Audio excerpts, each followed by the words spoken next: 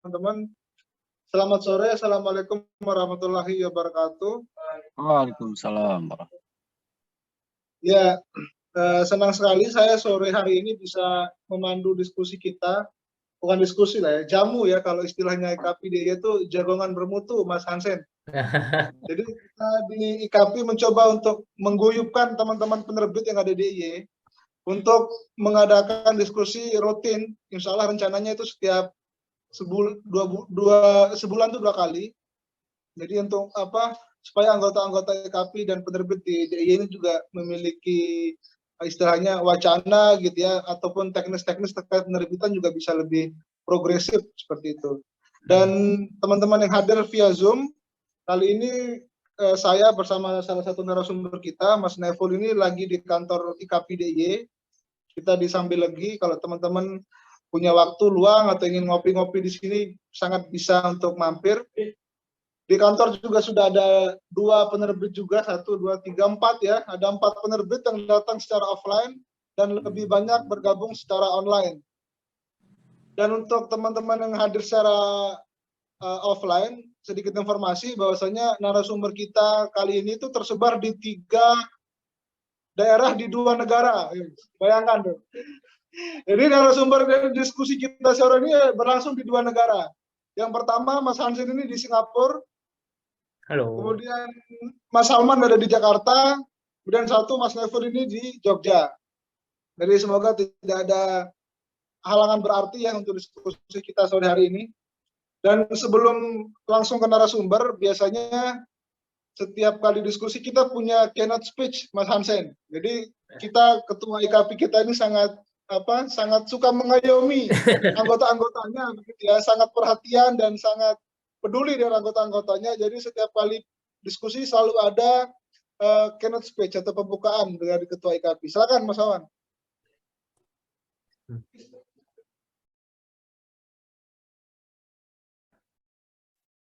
Tes. Speaker saya bisa ya? Bisa, Bintang. Speaker saya bisa ya? Oke. Bisa. Ya, oke. Bismillahirrahmanirrahim. Assalamualaikum warahmatullahi wabarakatuh. Selamat sore teman-teman semua.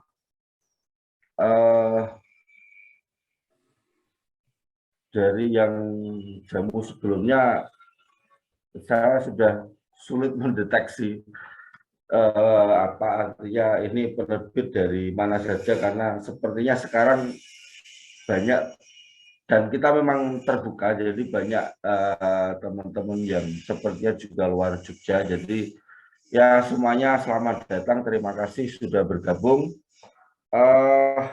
Saya mengantar sedikit saja. Biasanya saya itu juga selalu ke sekretariat, bahkan lebih awal, tapi hari ini sepertinya kondisi kurang fit, jadi saya terpaksa via Zoom juga.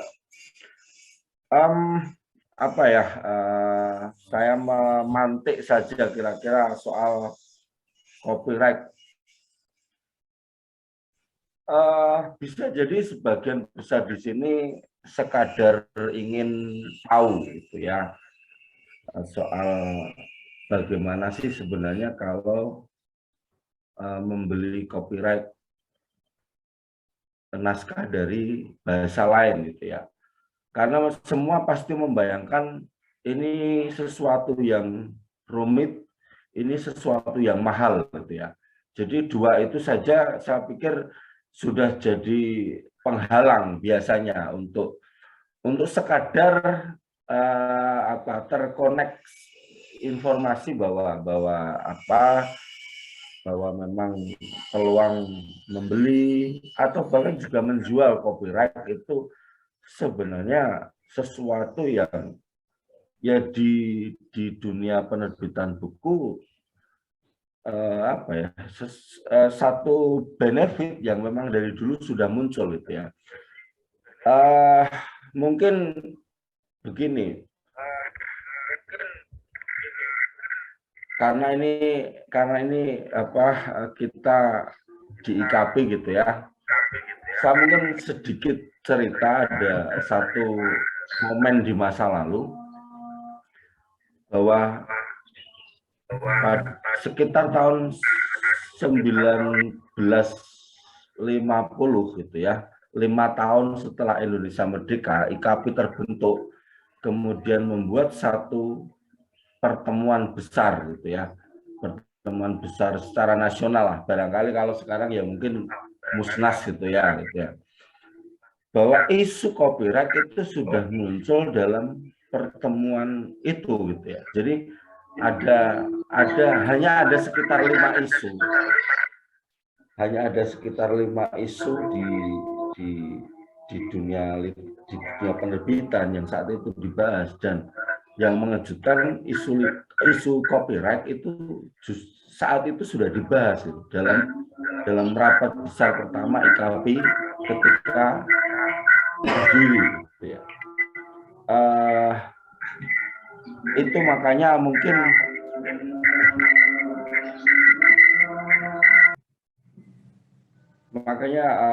ini sesuatu yang ya sangat penting lah.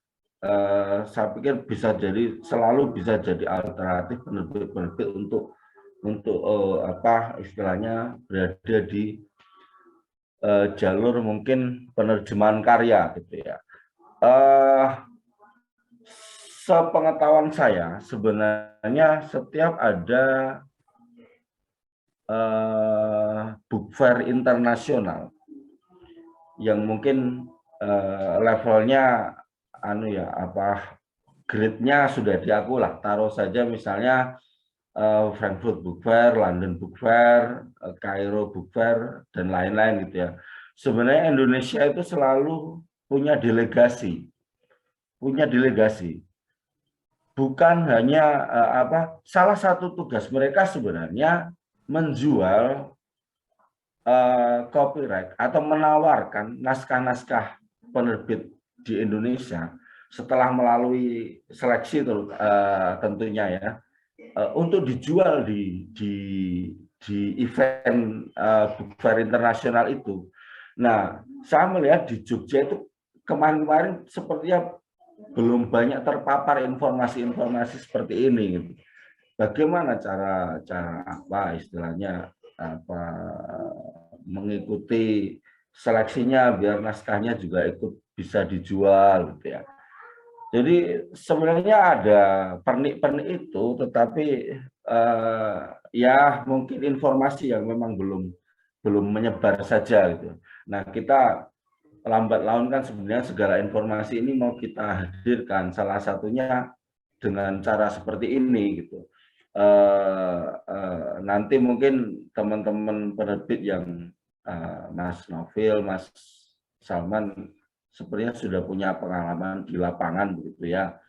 Nah, apalagi kita kehadiran Mas Hansen yang ya mungkin malah nanti Mas Hansen bisa istilahnya nawar-nawarkan naskahnya juga silakan. Tetapi mungkin saya pikir nanti akan lengkap gitu ya, karena begini. Banyak sekali ternyata penerbit-penerbit besar di Barat itu ya, di Eropa, di Amerika itu ternyata memang punya representasi di daerah jauh gitu ya. Mas Hansen ini saya pikir kan memang representasi Routledge, Taylor and Friends untuk wilayah Asia Tenggara kalau nggak salah gitu ya. Padahal penerbitnya ada di London atau UK ya. Jadi ternyata penerbit di Barat memang menjelajah sedemikian luas gitu ya. Sementara kita sebenarnya juga mungkin berpeluang untuk seperti itu, minimal melalui karya-karyanya gitu ya. Artinya saya pikir banyak sekali juga terbitan Indonesia yang memang sudah sudah membuktikan bahwa ada beberapa novel sudah diterjemahkan ke lebih dari mungkin 30-an bahasa gitu. Saya pikir banyak karya kita gitu yang memang laku untuk di copyright-kan atau mungkin dialih bahasakan. Mungkin juga nanti selain mungkin teknis itu, barangkali saya mungkin berekspektasi pada teman-teman mempunyai pandangan-pandangan tentang copyright gitu, biar seru gitu, karena ya kita nggak menutup mata di Jogja itu mungkin ada banyak aliran itulah yang saya pikir copyright ini ya harus diurus gitu. Ada yang bilang mungkin tidak perlu diurus gitu, atau mungkin ada kategori-kategori lain lah, atau mungkin opini-opini lain. Mungkin saya pikir seru juga, mungkin mumpung ada ini gitu, nanti dimunculkan saja. Tapi ya saya serahkan saja pada Pak Moderator. Saya cukup begitu saja mengantar, dan terima kasih semuanya. Monggo Mas Bintang, saya kembalikan. Assalamualaikum warahmatullahi wabarakatuh.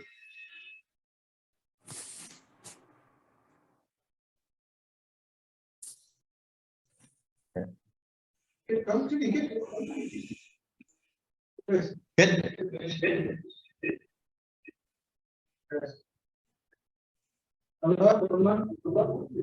Terima kasih Mas Wawan.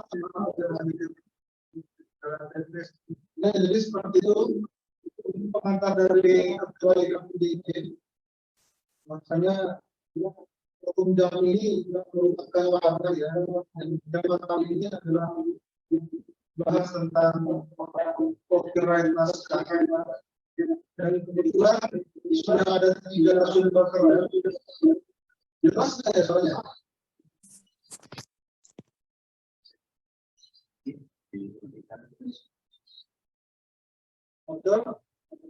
Kalau Mas Hansen sudah jelas nggak? Halo, ya? Kalau saya jelas, Mas. Oh ya. Sebenarnya untuk kita ya bagian copyright itu, kalau mungkin saya boleh cerita di Singapura atau global itu gimana aja. Sebenarnya copyright itu kita ada, mungkin di Indonesia belum ada organisasi namanya RRO ya, Reprographic Representation ini ya. Jadi dia ini ada organisasi misalnya di US ada CCC, I think di UK ada CLA, di Singapura ada KLAS. Itu adalah organisasi yang mengurus copyright untuk royalties. Jadi contohnya kalau misalnya buku kita dipakai di fotokopi di institusi, itu kita sebagai member dari organisasi ini kita menerima royalties. Itu satu yang mungkin tadi Mas Wawan bilang copyright diurus atau nggak diurus ya. Ada yang ngurus, ada organisasi yang ngurus ya. Ini satu yang saya harus kasih tahu dulu. Di Indonesia ada PRCI kali ya, mungkin namanya, dulu diurus sama Ibu siapa ya? Obor, pemilik Obor itu loh, saya lupa. Ya, ini itu dulu ada, PRCI juga ada. Sebenarnya copyright itu harus diurus. Itu satu. Kedua mungkin mengenai pembelian itu atau penjualan Rex itu mungkin Mas Salman dari Bentang lebih apa ya, masalah lebih berpengalaman dari perspektif Indonesia. Kalau saya lebih mungkin dari luar negeri ya. Saya kan belum pernah beli dari Indonesia. Jadi kalau menurut saya rumit itu nggak rumit dan mahal itu enggak. Mungkin Mas Salman bisa nanti apa ya, menceritakan dari segi Indonesia ya, mungkin dari penerbit Indonesia bagaimana, apakah rumit atau enggak. Tapi menurut saya daerah Raulisi itu nggak rumit dan nggak mahal. Kita nggak men-charge buku harganya gila-gilaan, enggak. Kita berdasarkan harga jual lokal, harga dan jumlah print run. Itu aja sih kita dari Routledge. Kalau ada pertanyaan lain ya, saya bisa sambil nanti kita diskusikan sih. Terima kasih Mas Hansen.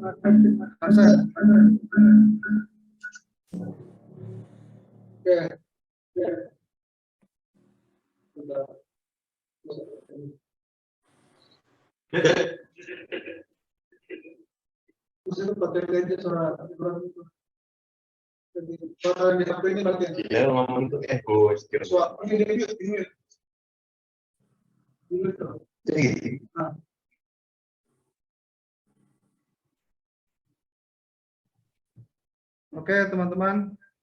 Maaf ini emang di sini ada beberapa device yang aktif tadi. Semoga sekarang sudah jelas terdengar suaranya ya.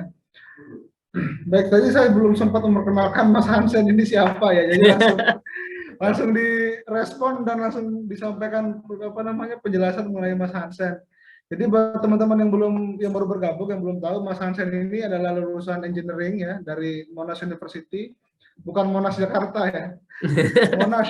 Monash University dan Master International Business Management dari Edinburgh Napier University. Jadi tidak diragukan lah ya kalau secara akademik dan secara kualitas narasumber kita di sore hari ini. Dan saat ini bekerja di Taylor dan Francis bagian licensing dari tahun 2018 menangani kawasan Asia Tenggara. Betul Mas Hansen ya? Ya, betul. Ya, jadi kebetulan karena Mas Hansen ini menangani soal licensing begitu ya. Kami jujur Mas di IKAPI ini terutama saya lah ya masih sangat-sangat awam seputar copyright naskah ya. Jadi salah satu mungkin sedikit gambaran ya, salah satu yang dirasakan oleh teman-teman IKAPI saat ini adalah karena di sini teman-teman banyak yang menangani naskah-naskah lokal aja saat ini. Belum banyak ketika misalnya bagaimana cara mengambil naskah dari luar atau menerbitkan naskah dari luar. Masih hal-hal teknis sederhana begitu Mas. Nah mungkin kebingungan-kebingungan teman-teman IKAPI ini bisa Mas Hansen sedikit memberikan pencerahan begitu kepada kami ya. Kayak misalnya bagaimana apakah sudah ada kebijakan terkait saduran naskah dari luar di Indonesia. Kemudian bagaimana cara apa namanya penerbit menentukan atau mengambil naskah tersebut, menerbitkannya. Kemudian sampai ke edaran pembaca. Mungkin dari segi kebijakan, aturan sampai etika mungkin Mas Hansen. Mungkin hal-hal dasar seperti ini bisa juga disampaikan kepada kita teman-teman penerbit di Jogja. Terima kasih. Ya, tentu. Kita biasanya kita kalau dari start ya, mulai itu biasanya penerbit lokal seperti menentukan buku yang mau mereka lisensi atau di-review lah ya istilahnya ya, di PD dulu. Nah, itu startnya dari situ sih. Jadi di-review, setelah itu oke. Biasanya penerbit terus menentukan harga pasaran. Mungkin tentu saja kan harga kita namanya buku internasional kan mahal lah ya, jujur aja kita ngomong. Harganya nggak murah. Terus kenapa alasannya diterjemahkan itu nomor satu untuk bahasa lokal, kedua itu lebih terjangkau biasanya harganya. Misalnya kalau buku Routledge kita 100 pounds, mungkin di Indonesia 10 US dollar lah ya. Jadi lebih murah, lebih terjangkau. Biasanya yang tentuin harga itu adalah penerbit lokal, bukan Routledge. Routledge sama sekali nggak bilang harus jual harga berapa di Indonesia, nggak bilang sama sekali harus print berapa di Indonesia. Itu semua penerbit lokal yang menentukan. Setelah itu nanti penerbit lokal menghubungi kita bilang, oke, kita mau buku ini atau naskah ini kita terjemahkan ke Indonesia, kita terbitkan berapa ribu eksemplar dengan harga segini. Nah, nanti kita yang dari Routledge itu memberi offer, misalnya 500 US dollar atau 600 US dollar untuk advance-nya. Setelah itu 7% royalties. Nah, setelah itu baru kita bikin kontrak, kita agreement dulu. Nah, setelah desain kontraknya, baru nanti proses penerjemahan itu kita semuanya, jujur aja kita serahkan semuanya ke penerbit lokal ya. Kita nggak bilang harus pakai penerjemah ini atau apa konteksnya gimana. Yang penting bukunya itu sesuai konteksnya, itu nggak berubah dari buku original.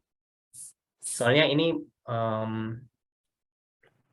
apa ya, maksudnya kita kan juga sebenarnya penerbit ini kan kita serve author ya, kita melayani author juga kan, soalnya author kan paling penting kan, mereka ada sumber paling penting. Jadi kita kenapa terjemahan itu harus sesuai dengan buku original itu karena author nggak mau nanti bukunya setelah diterjemahkan artinya berubah di satu negara lain, sedangkan di negara lain artinya lain lagi, nanti satu chapternya berubah artinya.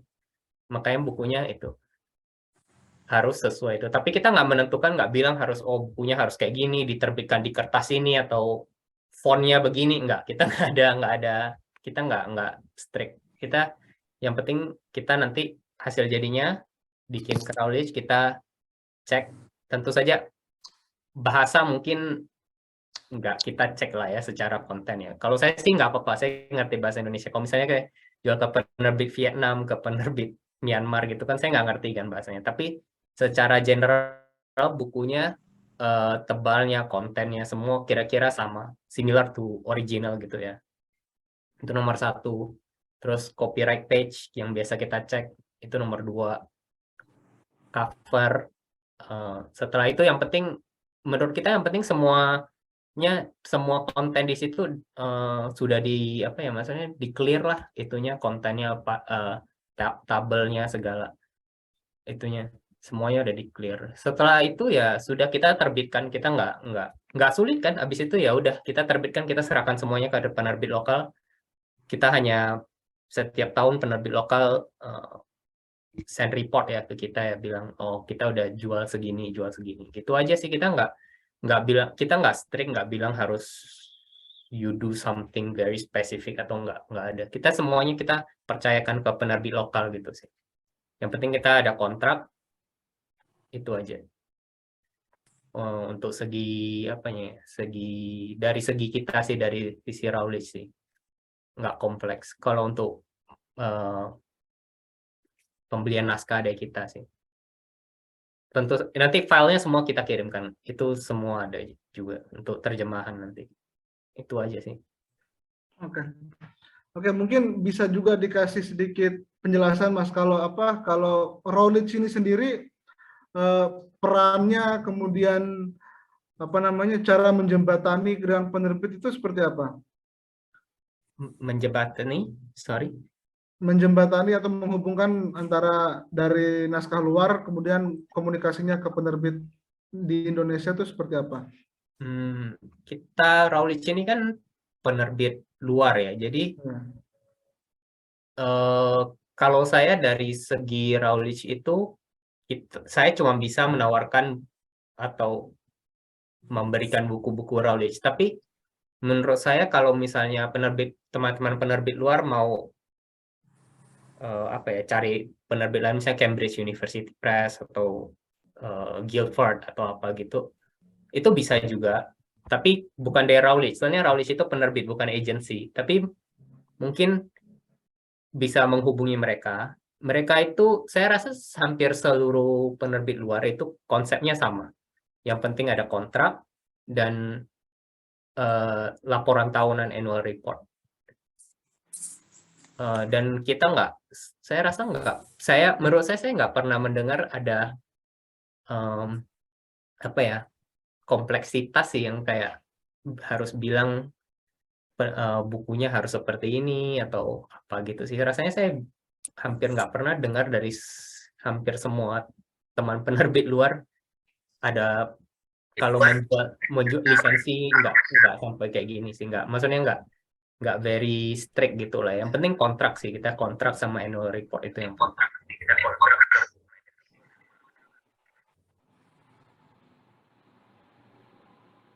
Baik, terima kasih Mas Hansen. Ya. Kemudian mungkin saya akan beralih ke Mas Salman ya. Mas Salman, halo Mas. Ya Mas. Baik. Gimana Mas, bentar? Sedikit perkenalan juga kepada teman-teman ya Mas ya. Bahwasanya Mas Salman ini adalah CEO dari Bentang Pustaka. Saya kira teman-teman di Jogja sangat paham karena sudah punya nama gitu ya, Bentang Pustaka. Kemudian beliau ini S1-nya di UIN Sunan Kalijaga, kemudian S2-nya juga di Sunan Gunung Jati tahun 2000 Mas ya. Salah satu bukunya yang terbilang bestseller itu 50 kisah tentang buku cinta dan cerita-cerita di antara kita. Ini juga sedikit banyak membahas seputar naskah gitu ya Mas ya, buku karya-karyanya ini.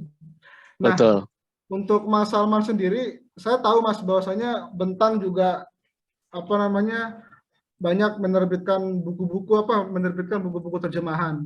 Atau ada beberapa yang saya tahu hasil dari karya luar negeri begitu.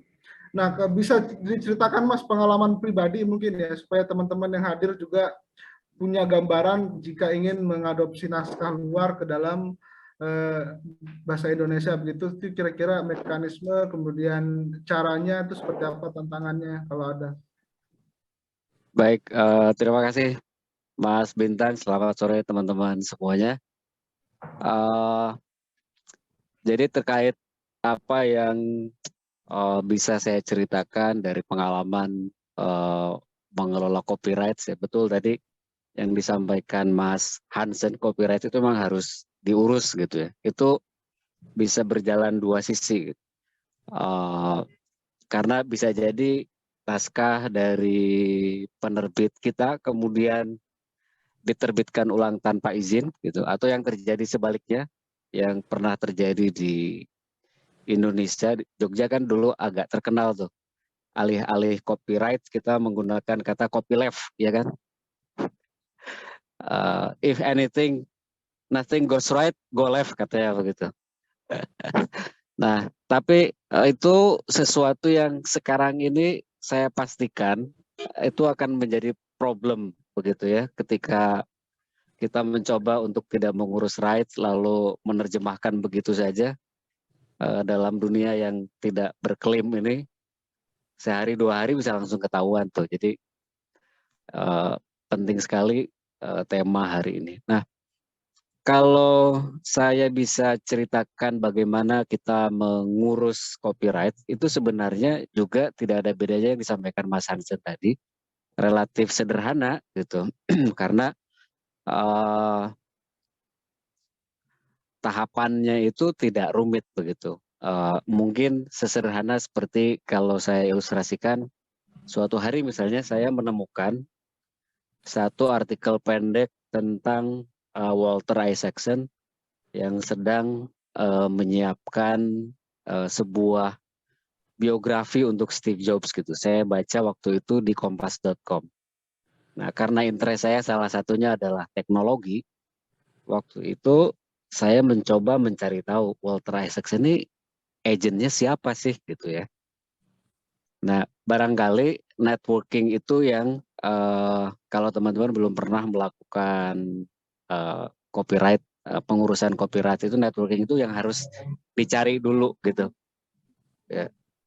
Jadi kalau kita ketemu ternyata Walter Isaacson ini sebelumnya pernah terbit di penerbit mana. Nah, itu satu langkah yang penting, karena dari situ kita bisa tanya ke penerbitnya, siapa sih yang megang rights untuk buku ini. Nah, singkat kata akhirnya saya dapat ketemu agennya dan mendapatkan rights-nya juga untuk terbit dalam bahasa Indonesia, dan persis sama seperti yang disampaikan oleh Mas Hansen tadi itu, yang kita lakukan adalah menyiapkan kontrak gitu ya. Kontrak itu dibagi atas beberapa hal.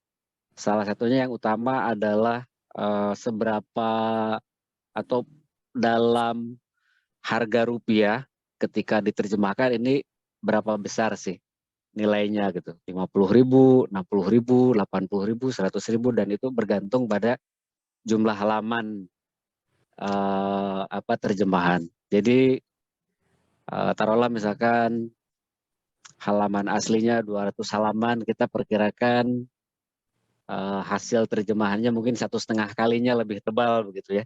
Tinggal dikalikan saja, mungkin ketemu angka sekitar 250 misalkan atau 300 gitu ya. Nah, angka 300 itu kan teman-teman penerbit sudah punya catatannya tuh. Kalau kita mau mencetak 300 halaman itu berapa besar sih HPP-nya gitu kan, atau harga jual akhirnya. Kira-kira 300 halaman itu kalau kita jual misalkan dirupiahkan 300 rupiah per halaman dikali 300 kan ketemu. Misalkan katakanlah 10.000, 90.000 gitu ya. Nah, 90.000 itulah yang dijadikan basis penghitungan, tinggal kali print run-nya itu berapa.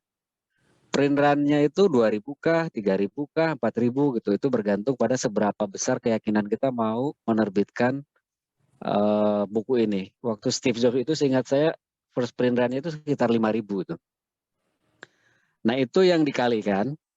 Kemudian against berapa persen royalti, tadi disebutkan Mas Hansen 6%, 7%. Ada juga yang menggunakan sliding scale. Sliding scale itu artinya royalti akan berubah ketika tercapai penjualan 2.000, 3.000 itu bergantung pada negosiasi gitu. Karena agen biasanya, apalagi kalau bukunya laku ya. Jadi dia akan bilang, royalti ini hanya berlaku sampai 3.000 pertama ya. Begitu kamu jual 3.001 ke sana, royaltinya naik jadi 7% misalnya. Nah, itu namanya sliding scale. Nah, hal-hal itu yang perlu kita pahami dan sebetulnya tidak rumit. Nah, lalu kalau sudah ketemu tadi kan, nominal berapanya itu yang kita declare ke agent. Jadi kita harga jual lokalnya 90.000, cetak 3.000 dikali jumlah royalti, itulah yang kita serahkan kepada agent begitu ya. Dengan tidak lupa karena PPh atas royalti itu juga mengikat untuk penghasilan atau pendapatan penulis luar juga ya. Jadi yang kita bayarkan itu harus ada deduksinya tuh untuk bayar pajak dulu gitu. Kalau enggak nanti kita yang disuruh bayar pajak gitu. Nah, itu hal-hal yang saya kira cukup mudah ya. Tapi yang sulit itu melupakan Rehan kayak. Yang sulit itu adalah bagaimana kita bisa menemukan naskah yang cocok gitu, ya kan? Dan itu saya kira relevan baik untuk naskah asing maupun naskah lokal.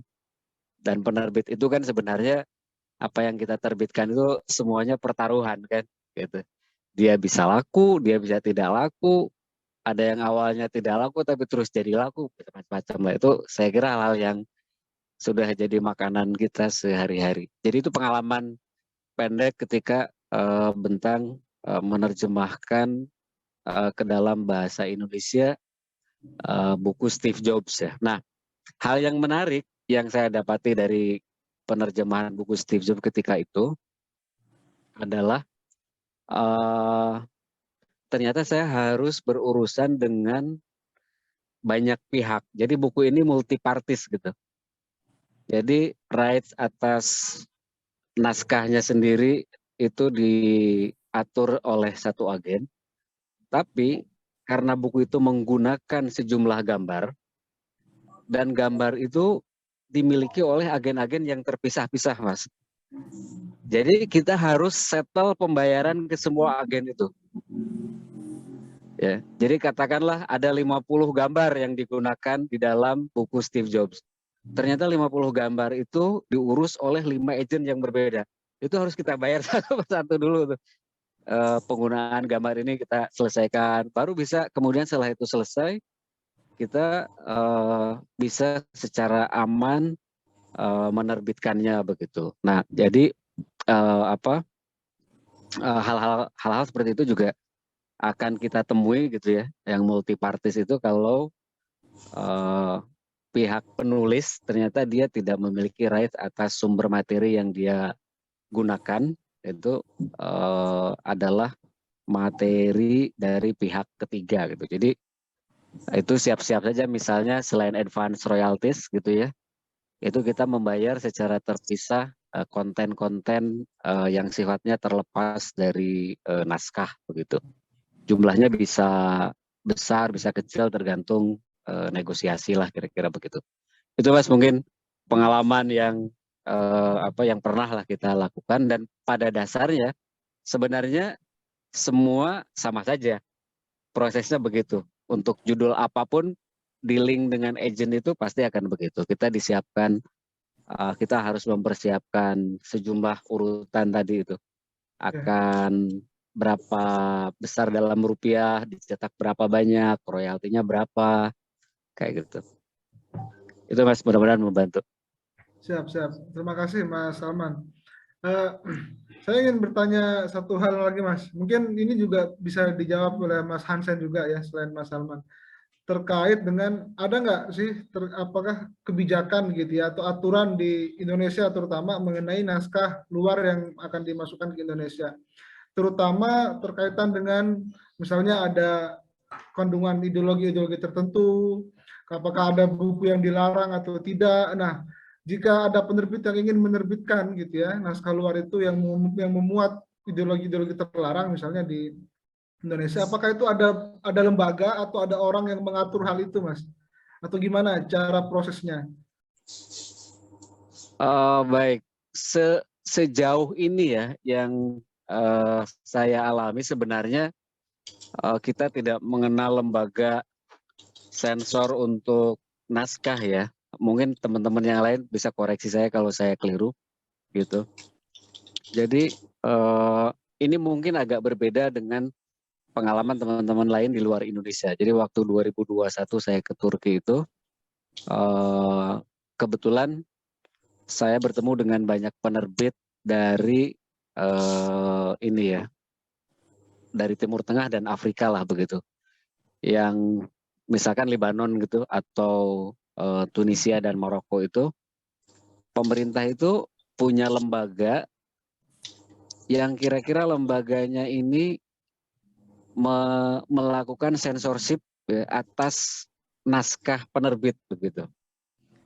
Nah, ini tidak saja berlaku untuk naskah dari luar, tapi bahkan naskah lokal pun itu harus dipastikan diserahkan dulu manuskripnya, diperiksa, sampai akhirnya kurang lebih mungkin negara itu melakukan validasi, oh ini aman misalnya begitu. Untuk wilayah Indonesia sejauh ini saya tidak mendengar bahwa misalnya penerbit harus menyerahkan dulu manuskripnya kepada lembaga tertentu untuk bisa diterbitkan misalnya begitu ya. Nah, tapi barangkali itu juga karena saya tidak tahu misalnya apakah hal itu akan menjadi risiko ketika katakanlah ada teman-teman yang misalnya saya ingin menerbitkan buku-buku berpaham komunisme misalkan begitu ya. Karena saya tidak pernah mengalami itu, jadi saya tidak bisa menjawab begitu. Nah, barangkali risiko-risiko itu adalah risiko-risiko yang memang perlu ditimbang begitu ya, baik dan buruknya oleh penerbitnya, kira-kira begitu.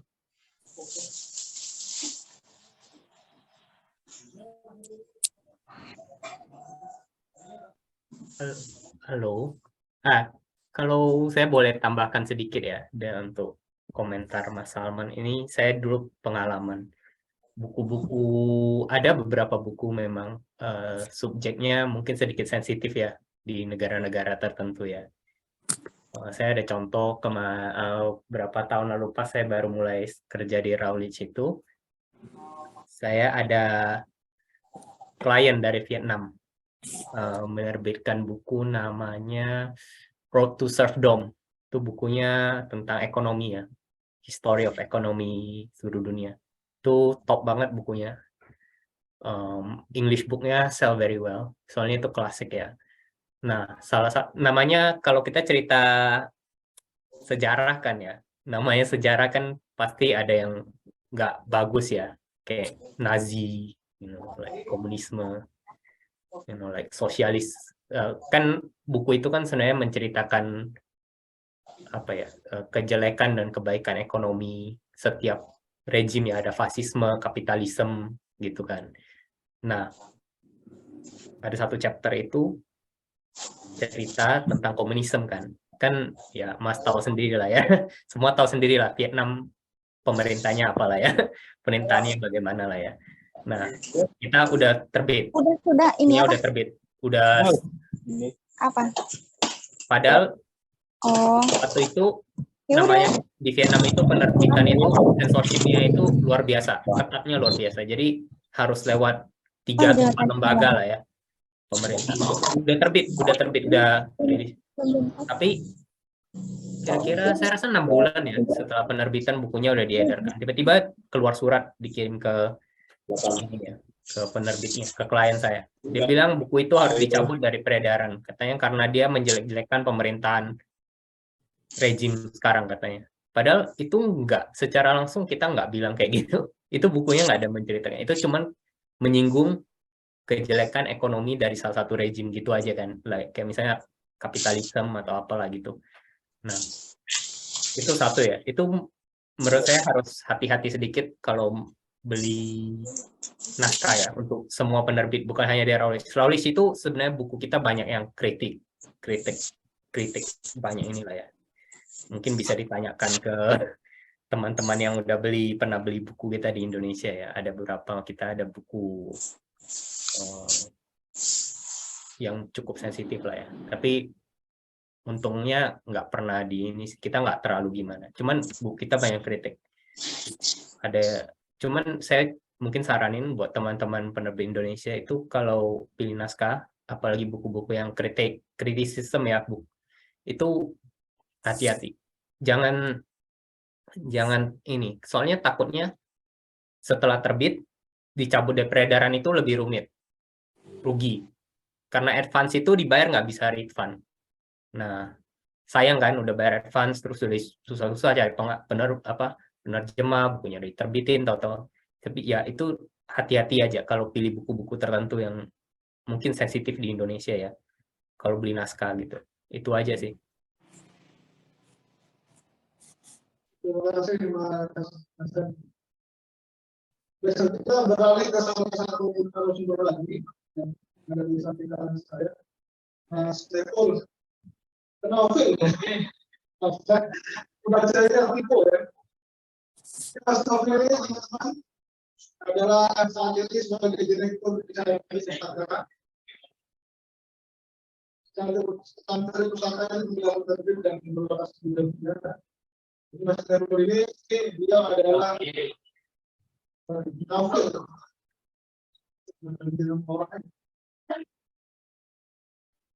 Ya, jadi Mas Novel ini adalah direktur di Kantor Pustaka dan dia S1-nya di psikologi UIN Sunan Kalijaga, satu lowongan sama Salman ya. Kemudian S2 di jurusan psikologi UGM. Beliau saat ini fokus sebagai esais, penulis ya opini di berbagai media massa baik cetak maupun online. Salah satu tulisannya Mas Novel yang saya baca itu terkait terjemahan. Jadi di Baghdad dulu banyak kenapa Maju, kenapa sempat menjadi pusat peradaban Islam di Maju, karena banyak menerjemahkan naskah dari Yunani, Roma dan segala macam. Jadi naskah dari bangsa-bangsa tersebut diterjemahkan ke Baghdad, kemudian menyebabkan Baghdad sebagai bangsa yang maju.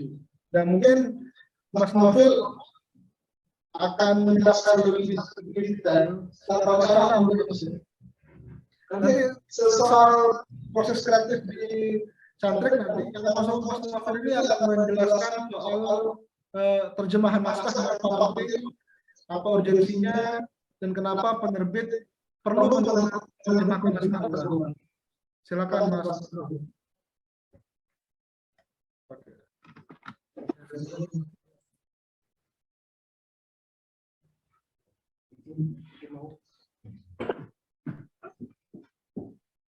Selamat sore semuanya yang hadir secara hukum dari salam kenal Mas Salman dan untuk Mas Hansen Lee. Sebelumnya kita pernah berkorespondensi karena saya pernah mengurus copyright buku ideologi dan kurikulum Michael Apple terbitannya Routledge juga. Dan kebetulan memang berurusan sama Mas Hansen Lim ini pertemuan pertama kita ya secara virtual sayangnya.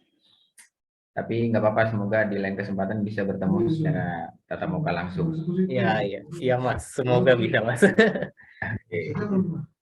Oke, saya di sini akan berbicara dua hal penting ya. Pertama terkait dengan terjemahan dan copyright, kemudian yang kedua nanti di bagian akhir saya akan berbicara soal harapan saya sebenarnya terhadap IKP lebih khusus gitu.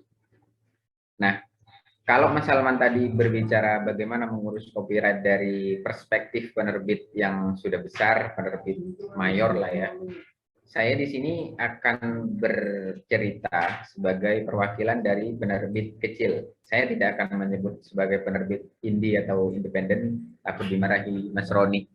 Karena di Indonesia kata Mas Roni itu terminologi penerbit independen itu sudah tidak sesuai dengan definisi yang disepakati oleh Asosiasi Penerbit Independen Internasional. Sehingga saya lebih suka menyebutnya penerbit kecil saja. Kalau Mas Salman bercerita bagaimana mengurus copyright dengan novelah buku ribuan sampai 5.000 atau bahkan lebih, saya tidak sampai ribuan dalam mengurus copyright, hanya beberapa kali dan itu pun tidak sampai 1.000. Ada yang kalau yang konteksnya sama Mas Hansen Lim ini cuma 500 itu percobaan kami sebenarnya dengan Routledge ya, percobaan pertama begitu, sehingga kami mengukur dengan kapasitas kami sebagai penerbit kecil sehingga tidak terlalu banyak. Nah, problem utama dari penerbit di Indonesia menurut saya, penerbit entah itu besar atau kecil yang tidak mengurus copyright. Karena di Indonesia kan, terutama di Jogja kan, seperti Mas Salman bilang, banyak sekali penerbit yang enggan mengurus copyright. Saya tidak terlalu tahu alasan penerbit besar ya, mengapa tidak mengurus copyright, sementara secara finansial itu sudah bisa dibilang gede lah ya. Artinya cukup untuk mengurus copyright begitu. Itu biarlah jadi urusan mereka, tapi saya akan mengasih semacam pandangan bahwa penerbit kecil itu sangat mungkin untuk mengurus copyright dengan biaya yang murah. Bagaimana caranya? Kalau Mas Hansen Lim tadi bilang ada pentingnya kita kenal dengan asosiasi, dengan agensi, dengan jaringan internasional, kata Mas Salman tadi, ya itu benar. Tetapi berdasarkan pengalaman pribadi saya di Cantrik, karena kami berdasarkan komunitas yang ya mainnya tidak jauh di Jogja aja dan sekitarnya, tidak sampai ke luar begitu, sehingga memang jaringan kami terbatas. Pergaulan kami juga tidak luas, sehingga karena satu keinginan kuat bahwa setiap karya itu harus dihargai, harus setiap keringat penulis, penerjemah, dan semua yang terlibat dalam proses penerbitan buku itu harus dihargai, maka kami tidak tega sendiri untuk melakukan penerbitan tanpa mengurus copyright. Itu dasarnya. Yang kedua adalah kami sebagai penerbit kecil mengalami beberapa kali buku kami itu dibajak, dan kita tahu di Jogja itu adalah pusatnya industri bajakan buku.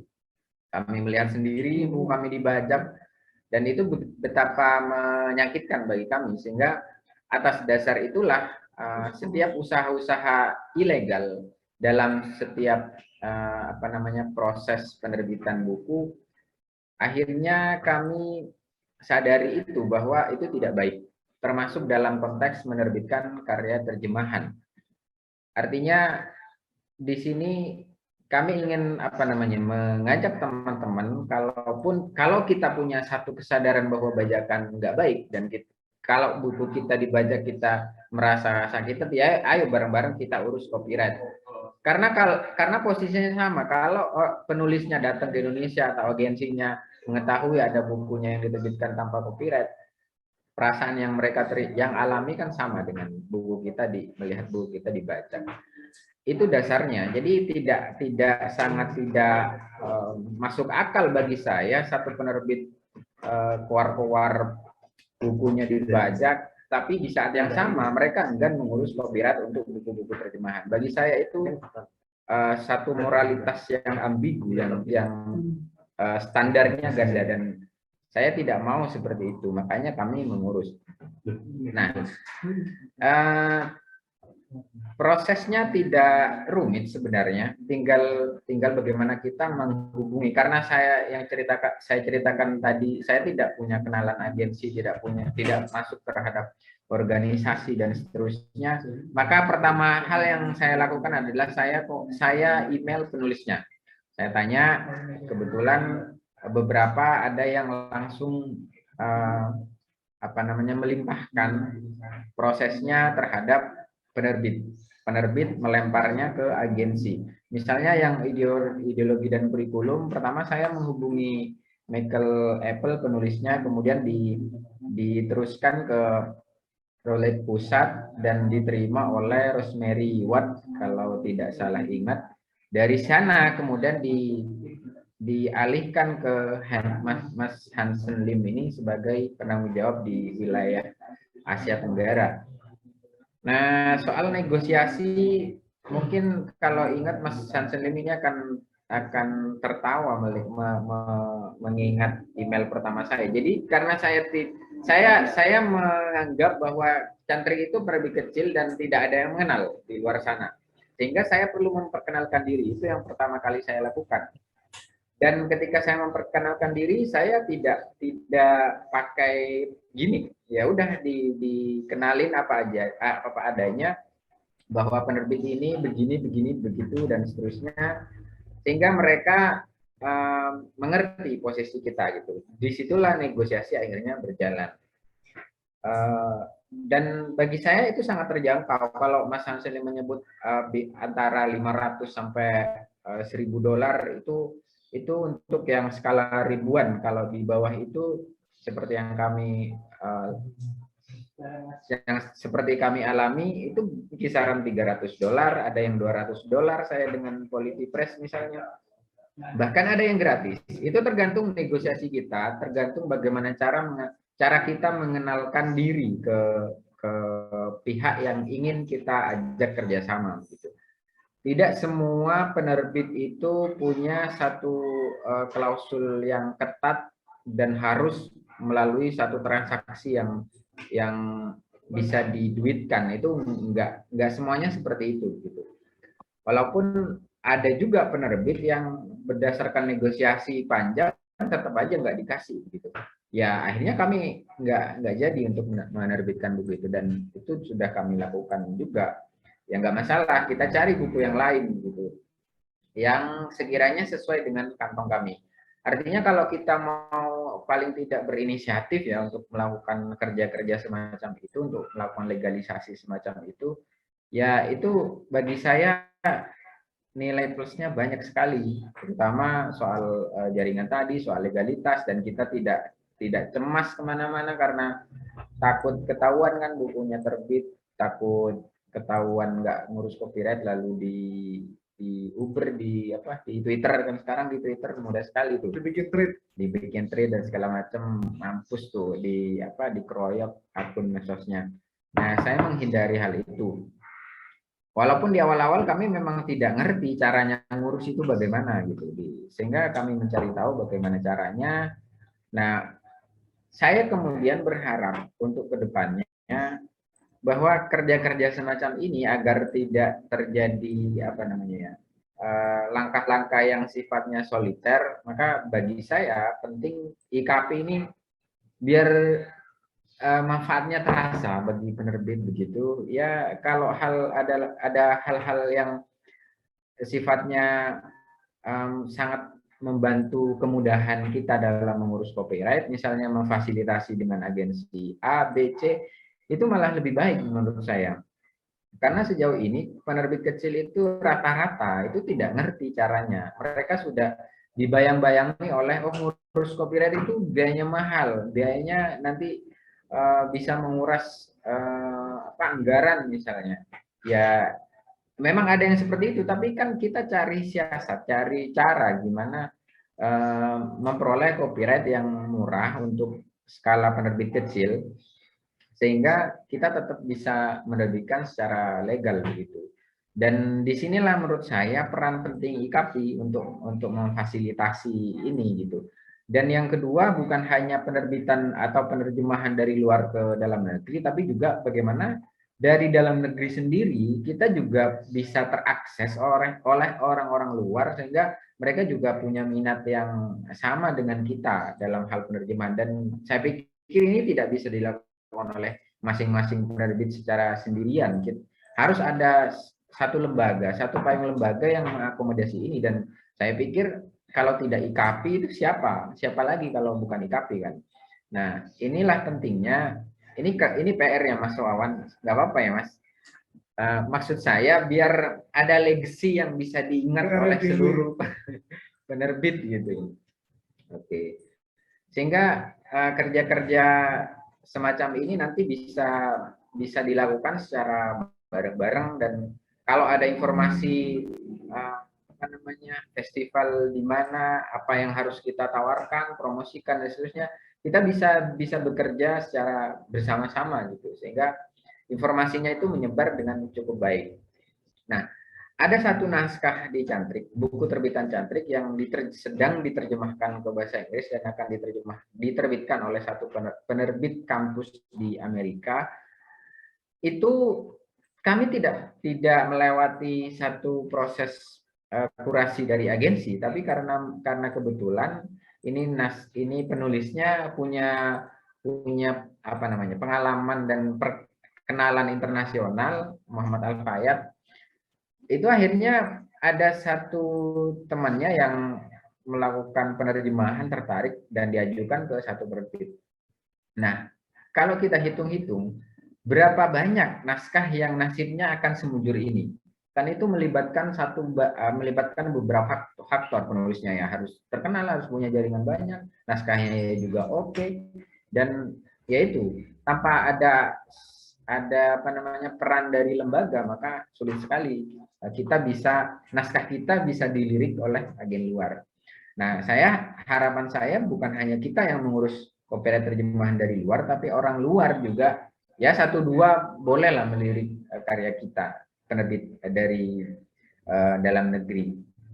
Itu Mas yang ingin saya sampaikan untuk pengantar ya. Nanti kita bisa perkaya dengan diskusi gitu.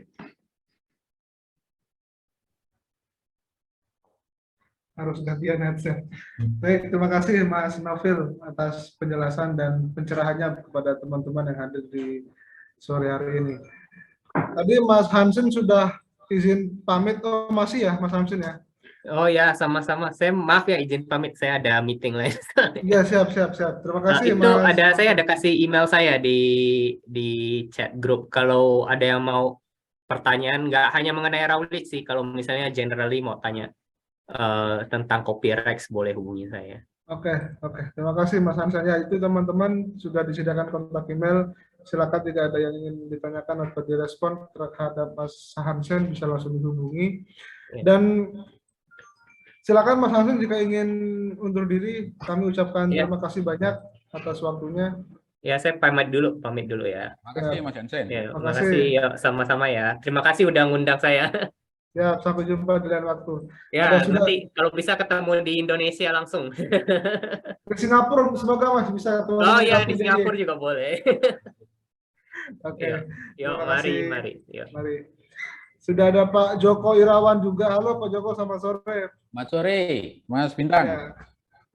Terima kasih. Itu tadi teman-teman ya pemaparan dan penjelasan terkait copyright naskah dari 3 narasumber kita. Sekarang waktunya kita berdiskusi. Silakan, tidak harus bertanya ya teman-teman. Jika ada yang ingin disampaikan, diutarakan atau mungkin keluh kesah juga silakan.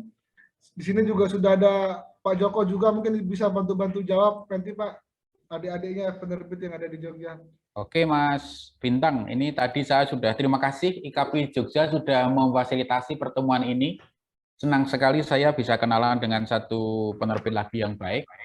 Memang sebelum pandemi kami itu kan banyak menerbitkan beli right dari berbagai penerbit luar ya, Micro Hill, John Wiley, Pearson, kemudian Micro Hill, itu semuanya. Dan akhir-akhir ini kami juga mencoba dari Cengit, ya Cengit. Kemudian yang dari Asia kami mencoba dari Laksmi. Nah, yang dari Laksmi ini tidak begitu berhasil. Padahal kami melalui agensi milik IKAPI yang di pusat namanya Garuda Agensi.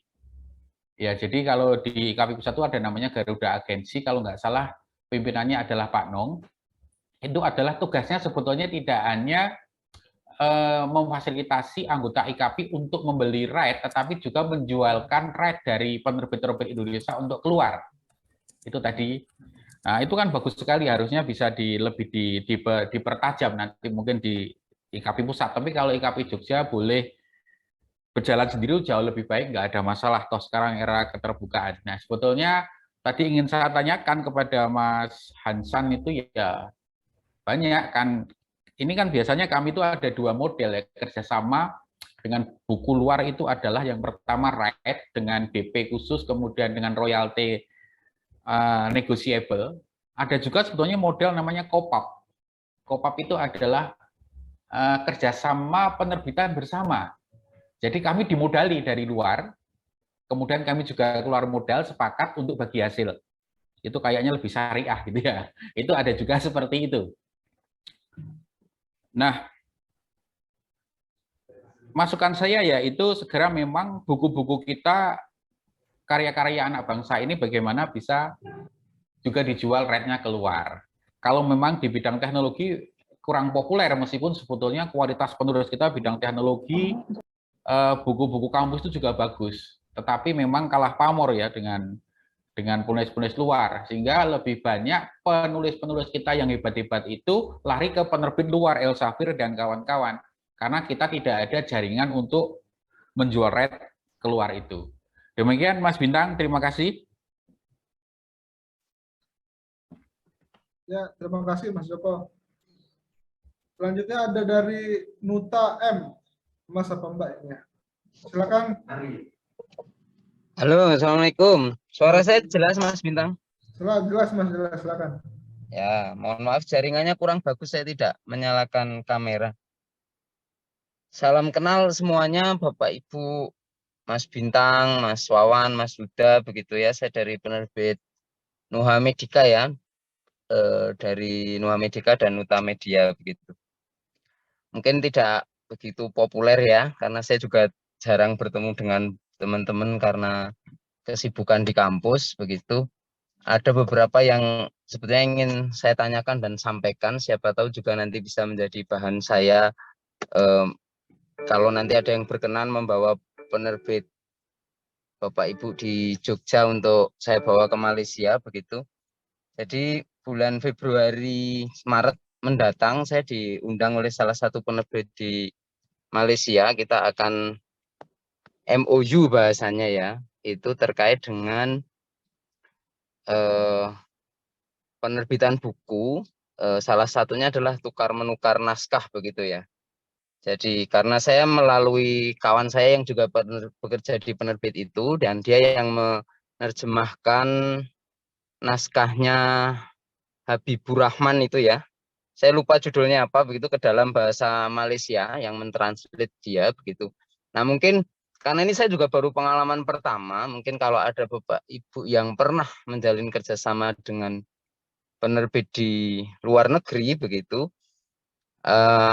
apakah bisa diceritakan begitu ya terkait mekanisme dan sebagainya. Terus terang ini baru pertama dan kemungkinan kalau tidak Februari Maret karena sekalian ada kegiatan penelitian internasional dan pengabdian masyarakat internasional di Malaysia. Nah, saya sekaligus memenuhi undangan dari penerbit Budiman namanya. Dia penerbit tapi juga publisher jurnal begitu. Tapi fokus utamanya juga penerbit. Nah, kami kemarin mencoba dengan kawan-kawan di Indonesia mengirim tulisan di sana. Memang biayanya cukup mahal, tapi ini kami belum lolos di tahap verifikasi naskah ya. Jadi masih in review, masih direview oleh pihak editor dan reviewer yang ada di penerbit tersebut begitu. Tapi naskahnya sudah kita kirim. Yang versi bahasa Indonesia sudah publish, tapi yang versi bahasa Melayunya atau versi Malaysianya belum, masih tertahan di penerbit tersebut. Tapi di tahap pertama kita sudah dibilang bahwa nanti kalau publish itu harus cetak 50 karena di sana harus dibagi ke perpustakaan di daerah sana. Ini menurut saya penting juga untuk IKP ya, untuk memajukan perpustakaan-perpustakaan di Indonesia. Tapi saya tidak tahu mekanismenya. Apakah penerbit itu kalau di Malaysia itu kalau tidak salah mencetaknya 50. tidak diberikan ke perpusnas seperti kita, Mas Bintang, dibagi ke perpustakaan yang di sekitarnya. Nanti melalui surat itulah sebagai bukti ibaratnya ke perpusnas gitu ya, bahwa kita sudah membagi buku terbitan kita itu ke perpustakaan-perpustakaan yang ada di sekitarnya untuk meningkatkan jumlah buku yang ada di perpustakaan. Saya kira bagus itu ya, menyumbang buku. Dan ternyata itu penerbit dibebankan pada penulis kalau di sana. Maka kita dimintai dana 7 juta. Nah, kalau dirupiahkan 7 juta untuk mencetak kurang lebih 50 buku yang nanti akan dibagikan ke perpustakaan-perpustakaan ya, perpusda dan sebagainya. Bukan perpusda, perpustakaan kampus, perpustakaan sekolah begitu yang relevan dengan buku yang dipublish. Jadi saya kira itu mungkin nanti kalau insya Allah saya jadi bulan Februari Maret, kalau ada yang ingin mungkin apa ya istilahnya penerbitnya saya sondingkan, karena kan kalau di penerbit saya kan tidak semua jenis buku ya. Nanti takutnya saya ditanya novel, sastra kan saya tidak punya. Buku-buku ini saya kan buku-buku ilmiah. Padahal kata teman saya di sana buku-buku sastra, buku-buku itu cukup diminati di Malaysia. Dan di Malaysia itu kalau tidak salah ada anggaran yang diberikan pemerintah kepada masyarakat untuk membeli buku. Bukan dana bos seperti kita ya, tapi masyarakat ya secara umum itu ada diberi anggaran untuk membeli buku begitu ya. Entah modelnya apa nanti saya tanyakan karena kemarin belum sempat saya tanyakan. Itu saja Mas Bintang dan teman-teman, Pak Joko, salam kenal, mohon maaf. Saya belum bisa banyak hadir dan bergabung. Yang saya kenal akrab ya Mas Huda karena dulu sama-sama di UIN, sama-sama di Muhammadiyah juga. Jadi kalau yang lain tidak begitu akrab. Ya ada beberapa tapi mungkin juga tidak ikut di sore hari ini begitu. Terima kasih Mas Bintang dan Pak Joko dan teman-teman pengurus IKAPI semuanya begitu. Terima kasih. Terima kasih Mas Nuta ya. Jadi ini semacam informasi penting buat kita teman-teman bahwasanya kita patut iri lah ya dengan Malaysia dengan kemajuan literasinya yang sangat jauh berbeda jika dibanding di Indonesia. Jadi di Malaysia kalau nggak salah untuk kita bisa menyimpan struk belanja buku kita itu untuk membayar pajak. Jadi kita tidak perlu membayar pajak gitu ya. Dengan cukup dengan menunjukkan struk bukti pembelian buku itu bisa menjadi potongan begitu. Jadi beda dengan yang di sini kita mau beli buku atau tidak tetap kena pajak untuk penghasilannya. Jadi itu tadi apa yang disampaikan oleh Mas Nuta menjadi lesson learn kita ya, pembelajaran baik bahwasanya kalau kita kan di sini menyerahkan terbitan itu ke perpusnas ya, kalau di sana tidak diserahkan ke perpustakaan-perpustakaan sekitar.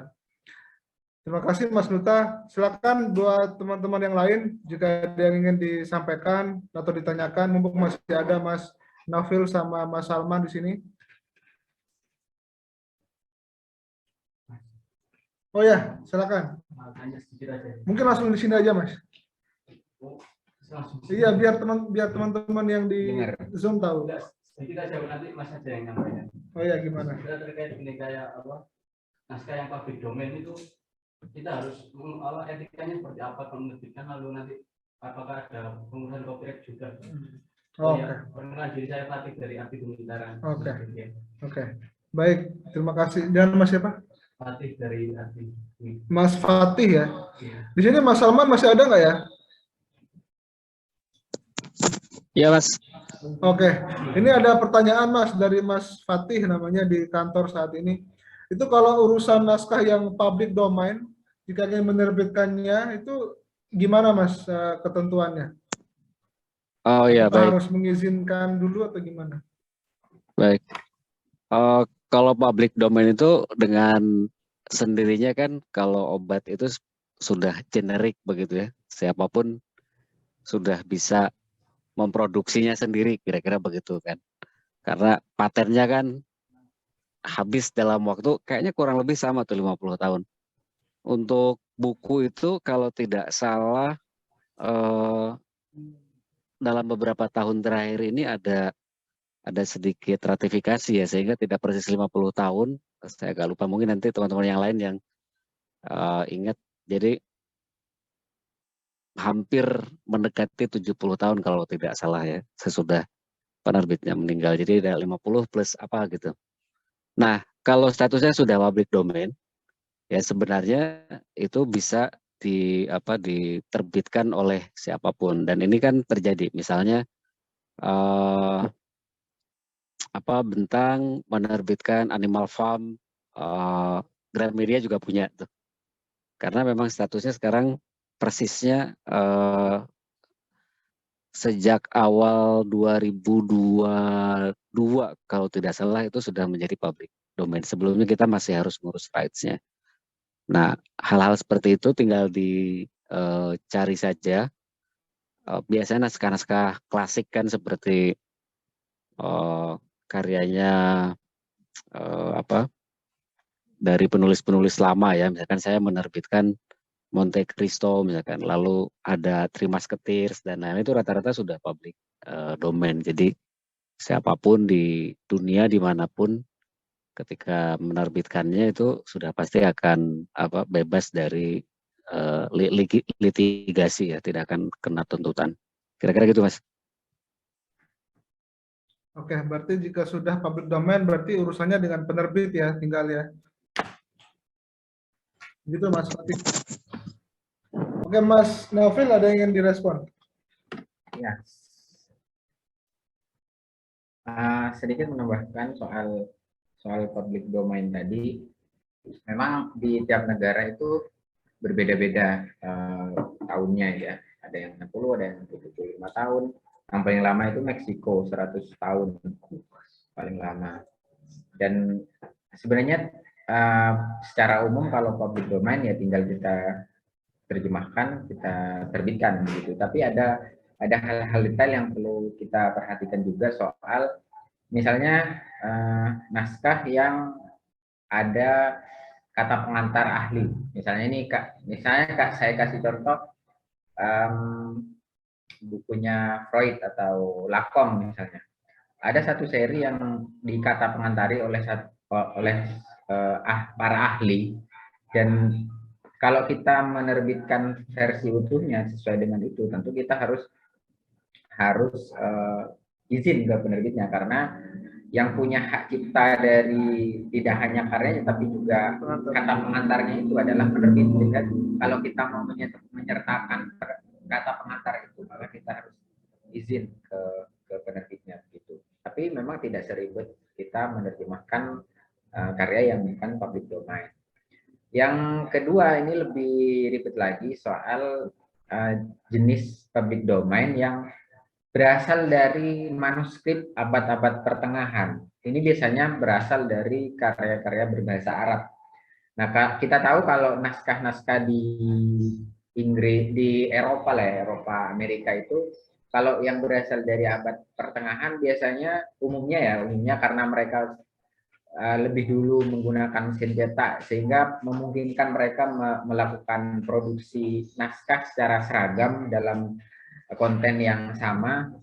Tetapi berbeda halnya dengan di Timur Tengah yang lambat sekali mereka memiliki satu sistem mesin cetak yang bisa memproduksi massal sebuah karya, sehingga ada beberapa manuskrip yang antara satu dengan yang lainnya berbeda, sehingga ketika ditemukan atau dibukukan ulang, dikodifikasi, ada satu penahkik atau satu editor lah ya, gampangnya editor yang melakukan penelitian terhadap naskah itu sehingga dikompilasi jadi satu yang bisa jadi berbeda dengan manuskrip yang asli gitu, berbeda dalam konteks urutan babnya, isi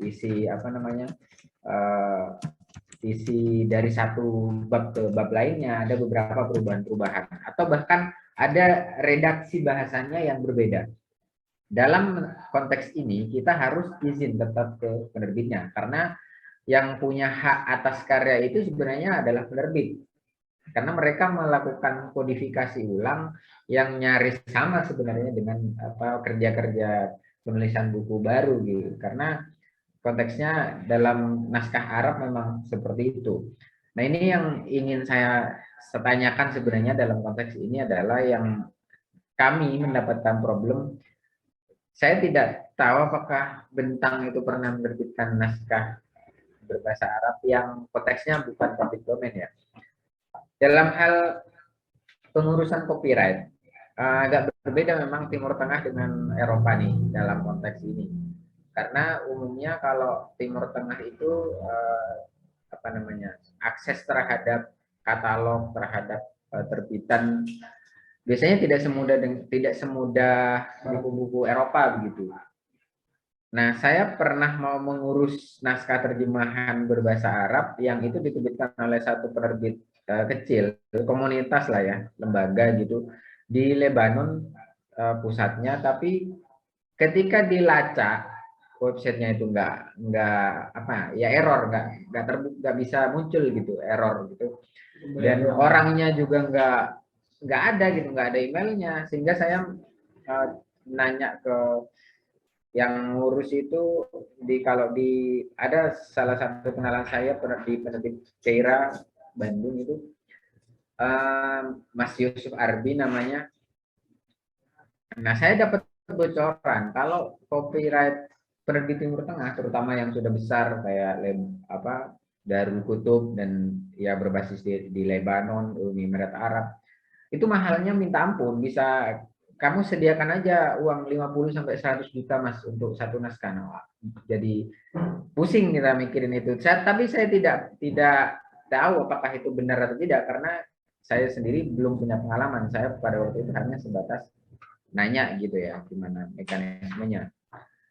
Itu kalau misalnya Mas Salman punya pengalaman copyright, ngurus copyright di naskah di Timur Tengah, bolehlah berbagi ke kami begitu. Saya kira itu tambahan dari saya. Silakan Mas Salman, pernah punya pengalaman?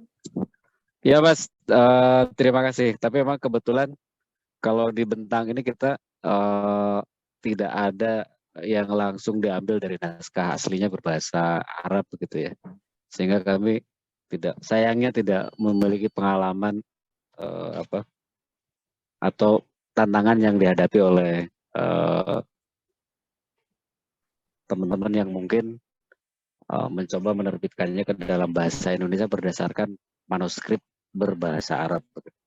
Tapi kalau situasinya seperti itu pasti memang jadi sangat mahal ya hitungannya.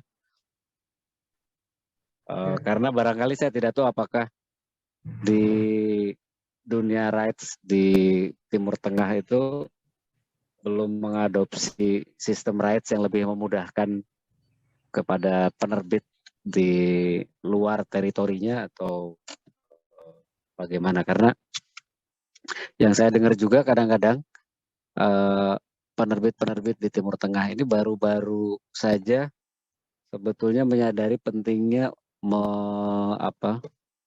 memonetize dari naskah-naskah yang seringkali diterjemahkan ke dalam bahasa Indonesia tanpa izin. Tuh ada juga sebelumnya bahkan banyak terjadi jangan-jangan memang tidak memiliki status izin yang jelas begitu ya. Itu yang pernah saya dengar dulu, tapi mungkin situasinya sekarang sudah berbeda. Begitu, Mas. Baik, terima kasih Mas Salman. Jadi untuk pengurusan public common ya, ataupun naskah luar itu setiap negara, setiap kawasan memiliki legacy atau aturan yang berbeda-beda. Silakan teman-teman yang lain, jika ada yang ingin disampaikan. Di sini sudah ada lebah buku juga, ya, salah satu anggota IKAPI juga. Ayo Mas, jika ada yang ingin disampaikan. Kayaknya cuma on doang, ini nggak ada dia orangnya. Ditinggal HP-nya. Mas Bintang dan teman-teman, saya mohon izin pamit ya karena harus segera ke meeting yang lain ini. Iya Mas Salman. Terima kasih. Baik, terima kasih teman-teman. Ya. Baik, terima kasih teman-teman. Assalamualaikum. Waalaikumsalam. Baik. Ada dari siapa ini? Dari Poco M3 ya, nampaknya merek HP. Saya bacakan ya. Di Jogja ada penerbit yang seperti mengakali untuk menghindari copyright, yaitu dengan menerbitkan buku terjemahan seorang penulis ternama. Tapi bukan dari buku utuhnya, melainkan dari bagian-bagian tertentu yang diambil dari berbagai karyanya. Misalkan ada penerbit yang menerbitkan kumpulan esai Edward Said dari sejumlah buku-bukunya. Apakah yang semacam ini bisa dibenarkan? Silakan, tinggal satu, kita punya narasumber di sini ya. Tinggal Mas Novil. Silakan Mas. Aduh, gimana nih jawabnya? Nggak pernah punya pengalaman seperti itu. Apa namanya? Sebenarnya secara etis tetap tidak bisa dibenarkan ya, tapi ya itu tadi kan apa mengakalinya ya dengan cara mengompilasi dari berbagai naskah yang berserakan ya, itu memang pernah atau sering kita jumpai di Jogja ya. Tapi kalau bisa menurut saya ya kenapa nggak sekalian urus aja gitu copyright yang untuk kalau misalnya takut kemahalan, carilah naskah-naskah yang tipis, cari naskah yang tidak ditulis oleh penulis-penulis yang memang digemari banyak orang, itu murah biasanya. Karena kalau kita punya apa ya, ambisi untuk menerjemahkan apa karya-karya penulis atau pemikir besar yang memang di luar pun laris bukunya, itu kan memang mahal. Kalau kita tidak mampu ya ngapain dipaksakan begitu kan. Kecuali menurut saya langkah paling amannya begini. Dalam kasus tertentu untuk semacam karya kompilasi kayak gitu itu masih bisa dilakukan dengan cara izin dari penulisnya. Itu bisa legal. Karena biasanya penulis itu punya kontrak dengan penerbit di luar itu dalam konteks buku utuh. Tetapi dalam beberapa hal, kalau di bagian-bagian tertentu mau diterbitkan ulang dan seterusnya, biasanya penulis itu punya hak otoritatif ya untuk mengizinkan atau tidak. Kenapa begitu? Karena setiap karya itu kan kesepakatan antara penerbit dan penulis biasanya tertulis. Sehingga bagian mana yang boleh dan tidak boleh itu penulis yang tahu. Sehingga kalau kita mau aman, bolehlah kita suka terhadap satu pemikir tertentu misalnya. Kita tinggal surat itu, email. Kalau ya syukur-syukur masih hidup lah ya. Yang susah itu public domain belum, orangnya sudah meninggal gitu kan. Itu kan prosesnya masih lama tuh, harus ya menempuh jalan yang panjang lah. Menurut saya kalau ada satu pemikir yang masih hidup dan itu kita kagumi sehingga kita penting untuk menerbitkan terjemahannya tanpa harus dililit oleh apa namanya biaya copyright yang mahal, ya kita surati, kita email penerbitnya, maksud saya penulisnya dengan cara seperti itu, email langsung mau menerbitkan beberapa karyanya, dan rata-rata akan mendapatkan sambutan yang baik kok. Jangankan itu karya-karya yang apa namanya jurnal-jurnal pun misalnya itu ada kemungkinan, karena penulis luar itu sama sih seperti kita. Semakin karya kita dibaca, diterbitkan di dalam teritori yang semakin luas, mereka senang gitu. Bangga. Ya, yang penting legalitas itu ya kita ada etikanya ya, minta izin ke penulisnya. Legalitas itu tidak harus selalu dengan urusannya dengan penerbit. Dengan penulis itu bisa. Saya kasih contoh. Saya ada satu naskah di Cantrik yang belum terbit, dapat copyright gratis cuma-cuma karena saya berkorespondensi langsung dengan penulisnya. Penulisnya masih hidup. Dan penulisnya lah yang kemudian menggaransi ke penerbitnya agar tidak usah mengambil biaya dari penerbit dari saya yang mau menerbitkan di Indonesia. Akhirnya saya dapat gratis dan jangka waktunya lama, 7 tahun. Bagi saya ada banyak cara sebenarnya untuk kalau kita mau ya, asal mau aja untuk mengurus itu, ada banyak cara. Kalaupun kita misalnya tidak menemukan solusi terhadap pembiayaan itu, ada konteksnya selain public domain ada Creative Commons. Creative Commons itu satu lembaga lah ya, lembaga nirlaba yang dirintis oleh salah satu dosen yang pro kebebasan akademik dari Stanford. Itu dia memang melakukan satu katalog terhadap berbagai karya, bukan hanya buku, musik juga ada, agar bisa dinikmati, ditranslasi, dan diterbitkan di berbagai negara. Kita bisa menggunakan itu. Salah satu penerbit di Jogja dan komunitas yang menurut saya progresif dalam konteks ini adalah Antinomi misalnya. Dia menerbitkan buku yang Creative Commons. Misalnya yang terbaru ada epistemologi itu. Bagi saya ini bisa ditiru oleh penerbit-penerbit lain yang kekurangan dana ya, terutama penerbit kecil untuk melakukan langkah-langkah legal semacam ini, karena jangan bayangkan penerbit sekarang itu sama kayak 2010 ke bawah yang tidak, ya, internet masih jarang, kemungkinan untuk diketahui kita melakukan tindakan ilegal itu kemungkinannya 1-2%.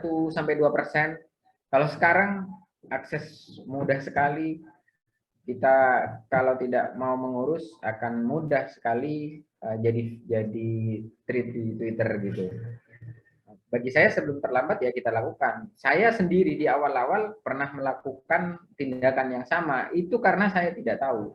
Tetapi ketika kita tahu, kita punya komitmen, ya udah kita urus, beres.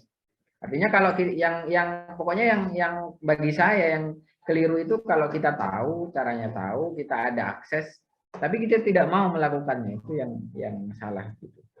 Ada pertanyaan lagi?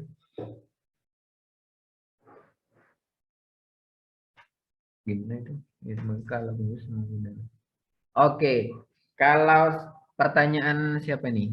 Mas Nuta. Ya, yang pindah naskah karena penerbit yang dulu tidak jelas lagi.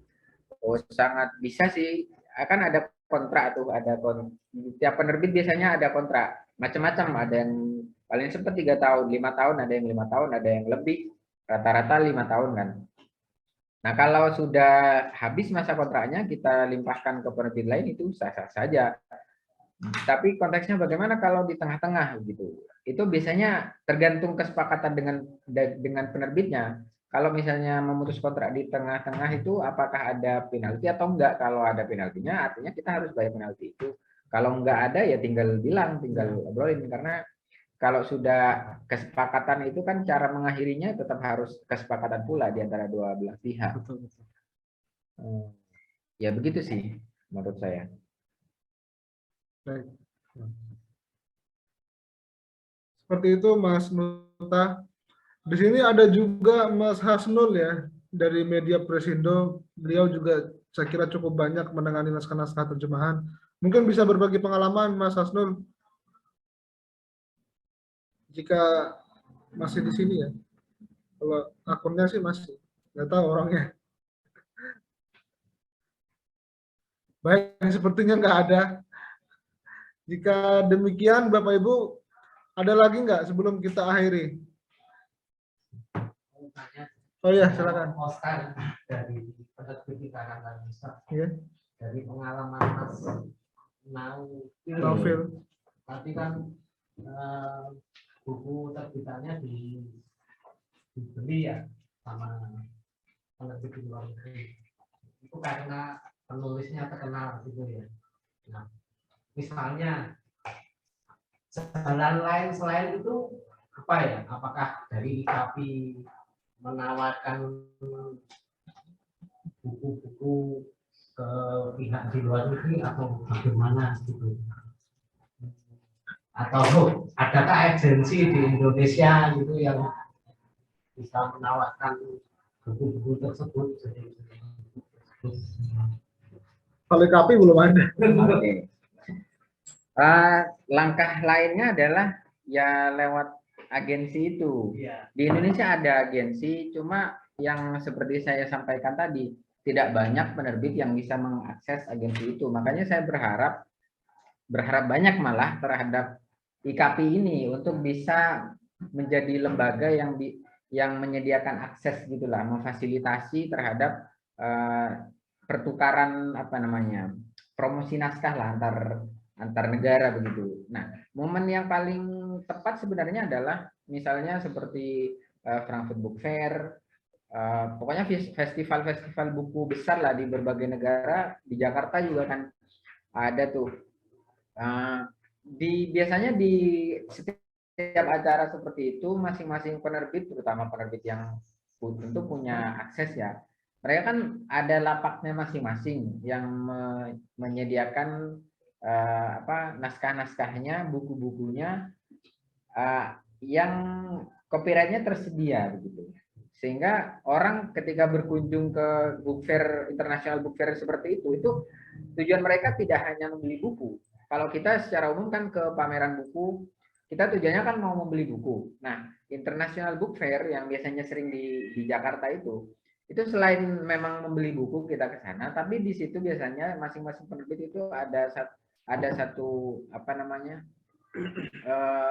satu tim khusus memang yang mempromosikan naskah mereka yang right-nya available untuk negara Indonesia misalnya.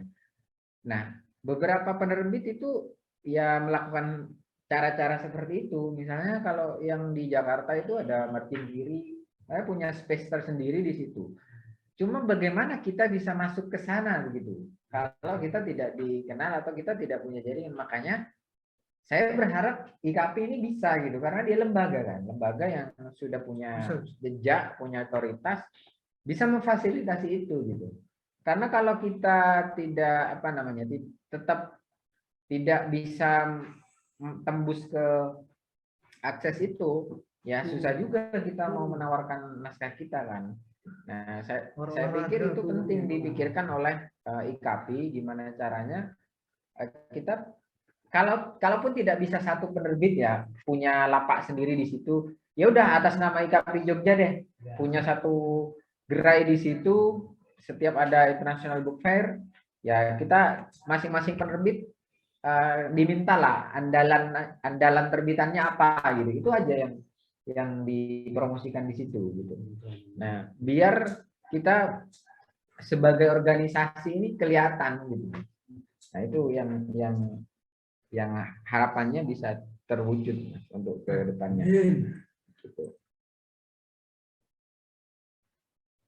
Ya, baik Mas Naufil ya. Jadi salah satu proyeksi IKP juga teman-teman, salah satunya tadi ya, tidak hanya seputar menjadi jembatan antara penerbit dengan agensi misalnya, tapi juga bagaimana bisa punya peluang kontribusi ke dalam aturan-aturan atau misalnya kayak ISBN, advokasi kebijakan dalam bentuk perda dan segala macam, kita juga akan melakukan ke arah situ. Jadi tidak hanya soal regulasi naskah gitu ya, tapi juga terkait bagaimana kebijakan-kebijakan seputar pelaku perbukuan itu juga bisa kita tangani dan bisa memudahkan teman-teman dalam berproses. Mungkin seperti itu ya, karena kita juga sudah terbatas oleh waktu. Terima kasih saya ucapkan kepada Mas Naufil sudah bersedia dari awal hingga akhir. Tadi juga sudah berhenti, sudah pergi duluan ya Mas Hansen dan Mas Salman. Begitu teman-teman, terima kasih sudah bersedia dan dari awal hingga akhir. Nanti rekaman ini atau diskusi kita ini akan terupload di YouTube-nya IKP DIY. Silakan teman-teman, mungkin sekitar 2x24 jam lah ya, diskusi kita akan tayang di sana, dan jika ingin mengulang kembali silakan dilihat di sana. Terima kasih. Selamat sore. Assalamualaikum warahmatullahi wabarakatuh.